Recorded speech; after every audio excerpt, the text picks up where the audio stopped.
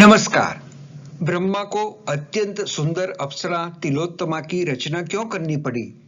अप्सरा तिलोत्तमा के कारण सुंद उपसुंद नामक दो असुर भाइयों का विनाश और इसमें से पांडवों को मिली सीख की ये है कहानी।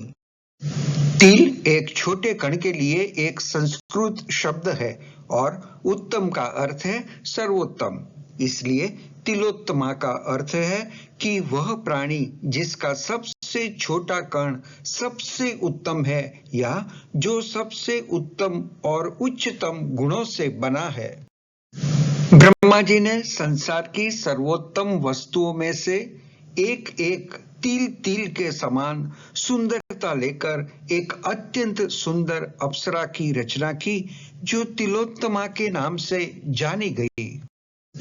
हिरण्यकशिपु के वंश में निकुंभ नाम का एक शक्तिशाली असुर था। सुंद और उपसुंद असुर निकुंभ के पुत्र थे। बड़े होकर दोनों असुरों के राजा बने। दोनों भाई बड़े प्रतापी और पराक्रमी थे, लेकिन स्वभाव से क्रूर थे। दोनों भाइयों में बहुत प्यार था। उनके शरीर अलग अलग थे, लेकिन आत्मा एक जैसी थी। वे एक साथ सभी काम करते थे, एक साथ राज्य पर शासन करते थे, एक साथ खाना खाते थे, एक साथ यात्रा करते थे और सब कुछ समान रूप से साझा करते थे। उन्हें अविभाज्य भाइयों के रूप में माना जाता था। बाद में सुंद और उपसुंद को त्रिलोक का स्वामित्व प्राप्त करने की महत्वाकांक्षा हुई। उस महत्वाकांक्षा से प्रेरित होकर दोनों विंध्याचल पर्वत पर जाकर तपस्या करने लगे। तपस्या भी कैसी, काफी कठोर थी। अन्न जल त्याग कर केवल वायु पर ही रहकर दोनों हाथ ऊपर उठाकर सूर्य की ओर देखकर वे तप करने लगे। सुंद और उपसुंद की कठोर तपस्या से प्रसन्न होकर ब्रह्मा प्रकट हुए और दोनों से वरदान मांगने को कहा। दोनों ने प्रणाम करके कहा, हे भगवान, यदि आप हम पर प्रसन्न हैं तो हमें वरदान दीजिए कि हम शक्तिशाली और अमर हो जाए। ब्रह्मा ने कहा, मनुष्यों या असुरों के लिए अमर होना असंभव है। केवल देवता ही अमर हो सकते हैं। इसलिए अमरता के अलावा कोई और वरदान मांगो। दोनों ने कहा, तो फिर इसके बदले हमें ऐसा वर दीजिए कि हम संसार में किसी से न मरे।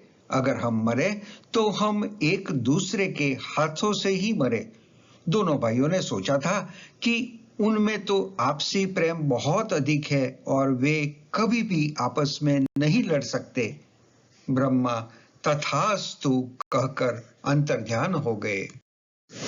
वरदान प्राप्त करने के बाद वे दोनों प्रजा को परेशान करने लगे। सुंद और उपसुंद के अत्याचारों से संसार त्रस्त हो उठा। देवता ब्रह्मा के पास गए। उन्होंने ब्रह्मा को सुंद और उपसुंद की व्यथा के बारे में बताया और संसार के कष्ट मिटाने के लिए प्रार्थना की। ब्रह्मा ने उन्हें आश्वस्त किया और असुरों का नाश करने के लिए विश्वकर्मा से एक सुंदर अप्सरा तैयार करवाई। इसका निर्माण ब्रह्मांड के सर्वोत्तम रत्नों से हुआ था, इसलिए इसका नाम तिलोत्तमा रखा गया। ब्रह्मा के आदेश पर तिलोत्तमा असुरों को लुभाने के लिए निकल पड़ी। जब सुंद और उपसुंद विंध्य पर्वतों में एक नदी के किनारे शराब पीने और महिलाओं के साथ मौज मस्ती करने में व्यस्त थे, तभी तिलोत्तमा उन्हें फूल तोड़ती हुई दिखाई दी। दोनों भाई उसकी कामुक सौंदर्य प्रतिभा से प्रभावित हो गए। सुंद और उपसुंद ने शक्ति और मदिरा के नशे में तिलोत्तमा के क्रमशः दाएं और बाएं हाथ पकड़ दिए। तिलोत्तमा ने कहा कि मेरा संकल्प है कि मैं दो से नहीं, दोनों में से एक से ही विवाह करूंगी। दोनों भाइयों ने एक दूसरे से कहा कि तिलोत्तमा तुम्हारी नहीं, मेरी पत्नी होनी चाहिए। तिलोत्तमा को पाने के लिए दोनों असुर आपस में लड़ने लगे और दोनों एक दूसरे के हाथों मारे गए।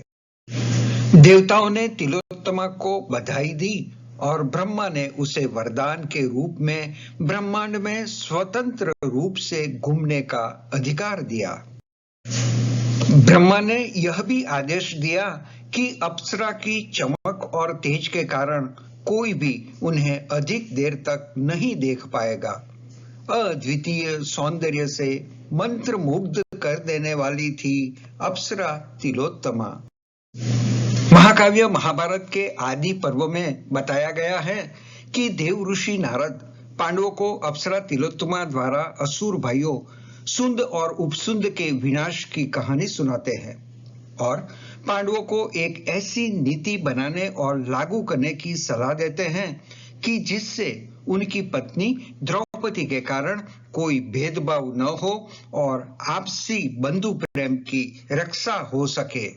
नारद मुनि से सुंद और उपसुंद की कथा सुनने के बाद पांडवों ने नियम बनाया कि जब भी एक भाई द्रौपदी के साथ बैठा हो तो दूसरा भाई वहां नहीं जाए। यदि दूसरा भाई यह देखे तो उसे 12 वर्ष तक ब्रह्मचारी बनकर वन में रहना होगा। यह थी अप्सरा तिलोत्तमा की रचना के कारण सुंद और उपसुंद का विनाश और इसमें से पांडवों को मिली सीख की कहानी। बहुत धन्यवाद।